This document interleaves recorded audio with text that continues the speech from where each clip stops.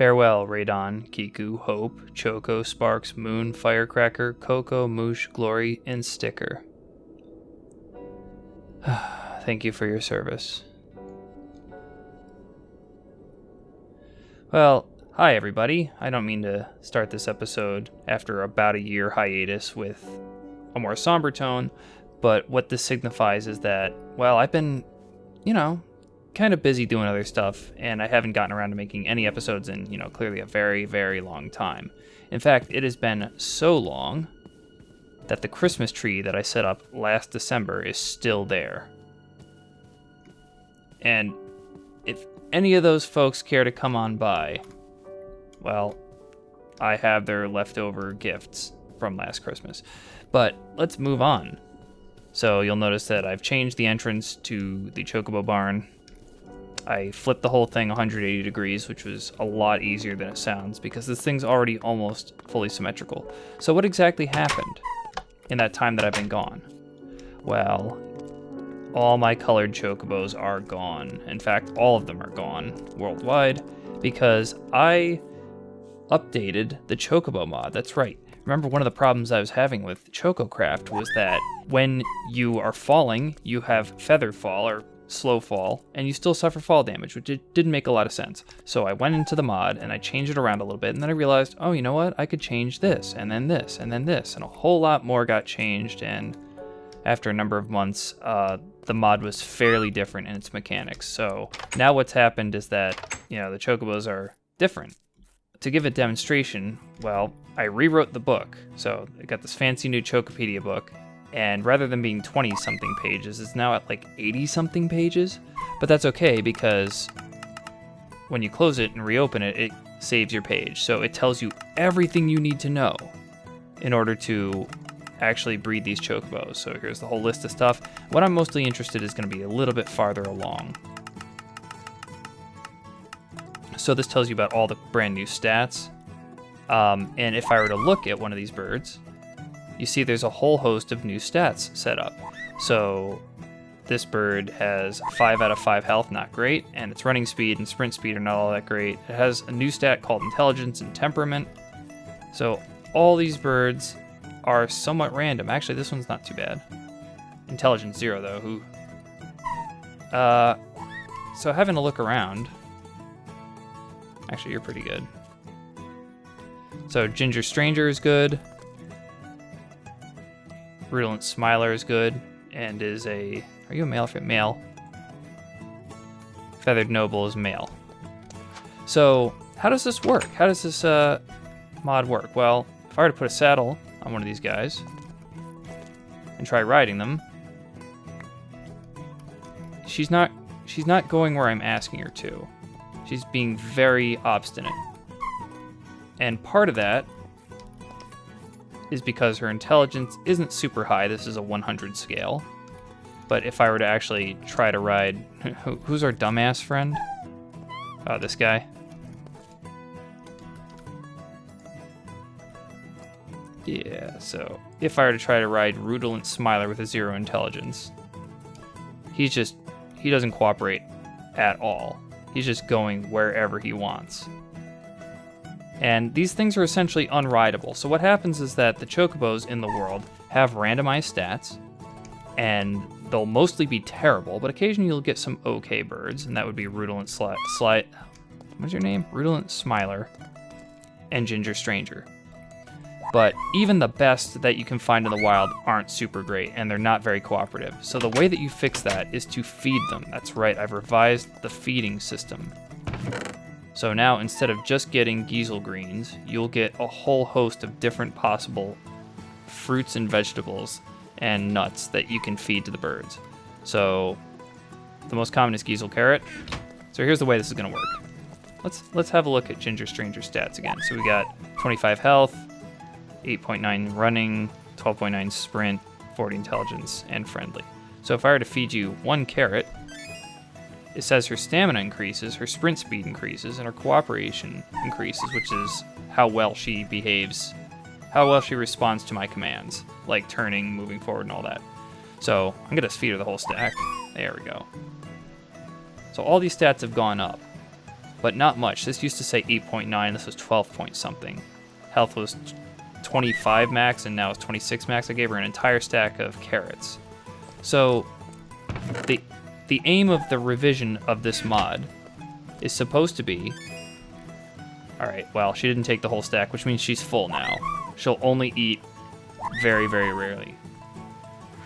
Now, all the different vegetables do different things, and if we consult the book, the carrot says it gives tiny boosts in all these stats, while the more rare stuff, like Pisana fruit, will give large boosts in intelligence, cooperation, and saturation.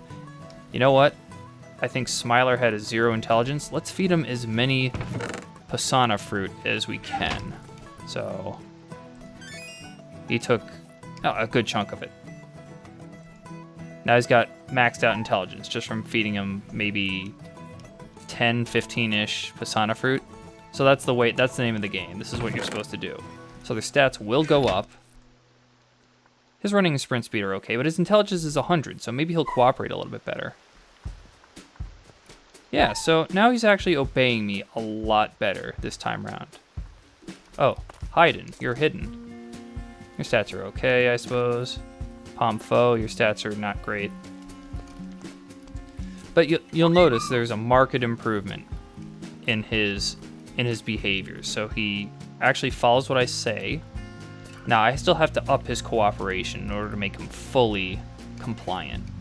So cooperation and intelligence both contribute to how much they pay attention to what you want them to do. How are you, Stranger? Stranger has 40 intelligence. Let's give her a Pisana fruit or two, see what happens.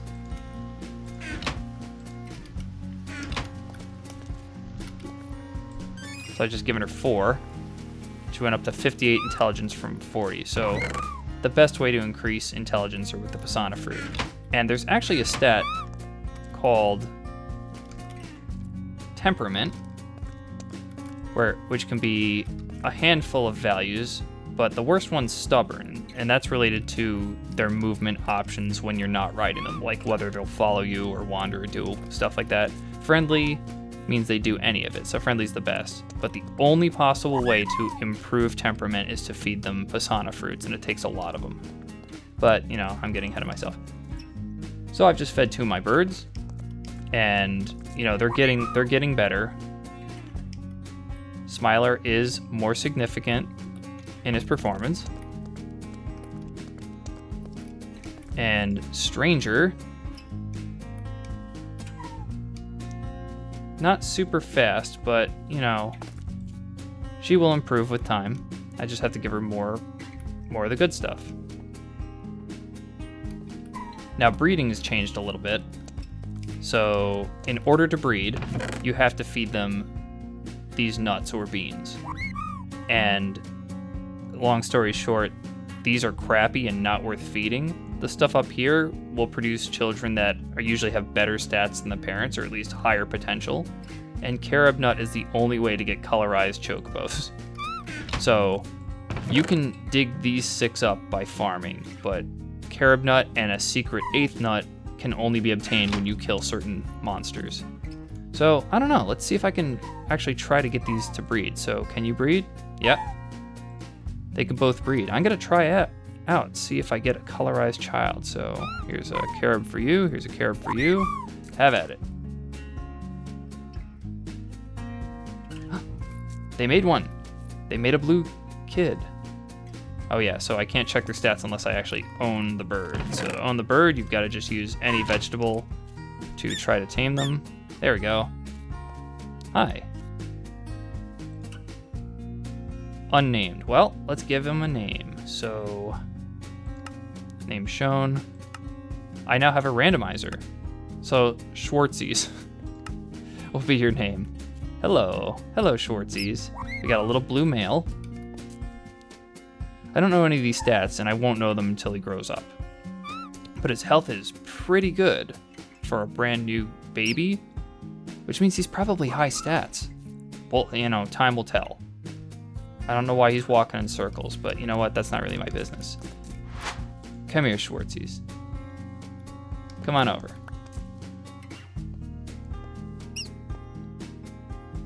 There you go. you can just, Are you trying to follow me? Oh, it is trying to follow me. Okay, Schwartzies. Get back in your pen. There you go. One limitation in this mod is that you can no longer breed immediate relatives with each other. So even if these two produce a different colored baby, I won't be able to breed it with the blue one. So I need to find 2 other decent yellow chocobos in order to actually crossbreed them. Oh, it's getting dark out. Well, let me jump the sack.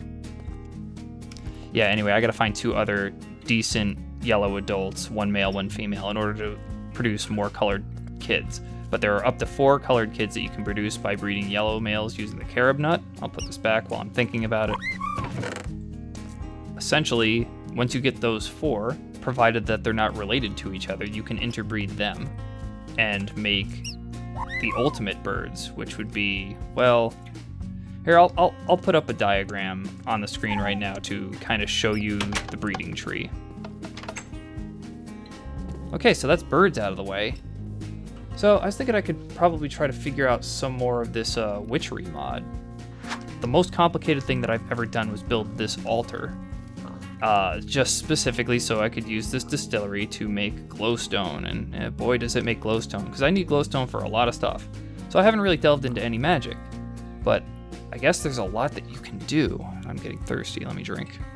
Yeah, so there's an awful lot that you can do in Witchery, and it's a very structured tech tree.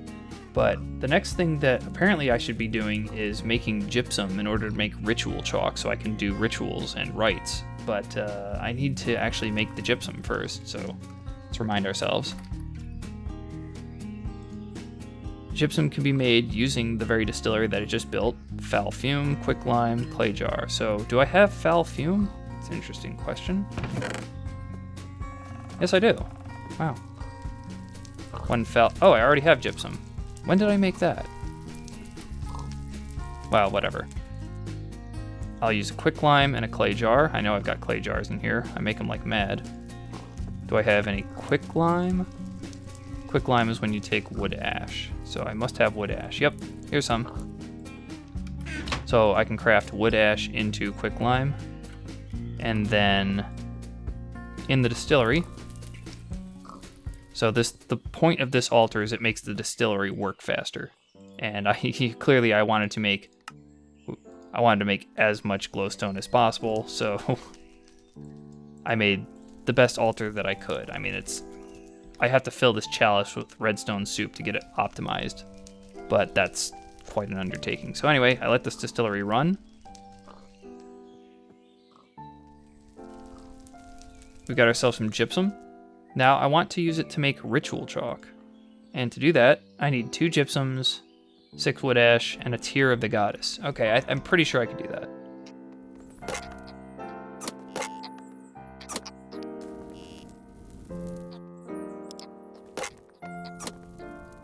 And there we go, we've got ritual chalk. But wait, there's more. Apparently I can make golden chalk, which I'll need to put into the center of any of the rituals that I try to do. I draw the center glyph with gold. So I need a gold nugget, a mandrake root, and I've harvested a bit of this. So the whole point of this area was supposed to be to harvest witchery related crops, but it fell into disuse when I just kind of didn't do it. But all I guess I need is a gold nugget. Oh, Fart changed too. He's now brown and he lays eggs, so the whole notion of gender is just going out the window.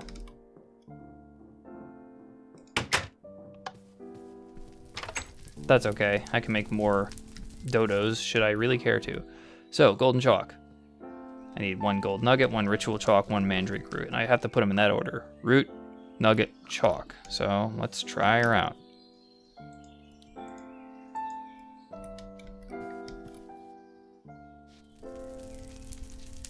Root.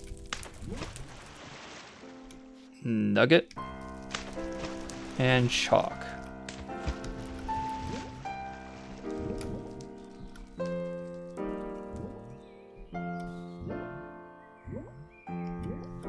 Watch the magic. Oh, sweet. I've got regular chalk, and I've got golden chalk. What? Excuse me?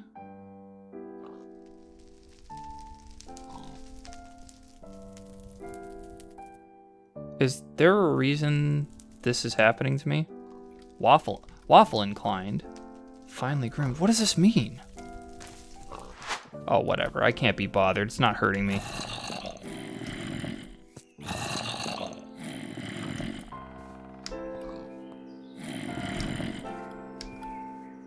What the hell? What the hell is going on? Have I cursed myself? Am I cursed? Better put that down, and I'll just take the chalk back. Yeah, that's what it was. Oil of vitriol makes you crazy if you're holding it.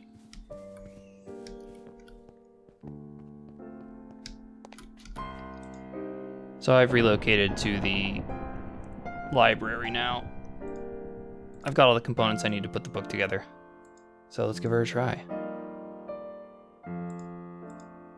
Belladonna flower. And I need a whiff of magic on the bottom. Oh, circle magic. Cool. This is a book I've never seen before, but I figured this is the place where I put the references. I'll go pop open the book and see what it has to say. So, 89 pages. And it's tabulated. So, wow, this is quite the reference guide. I have no idea what I can do with this. So maybe next time I'll try doing one of these rites that I think is simpler and, more benign. I think a whole lot of hell can come from this. So, woohoo. Well, thanks for tuning in. Hey, see you guys next time on Galaxy Odyssey.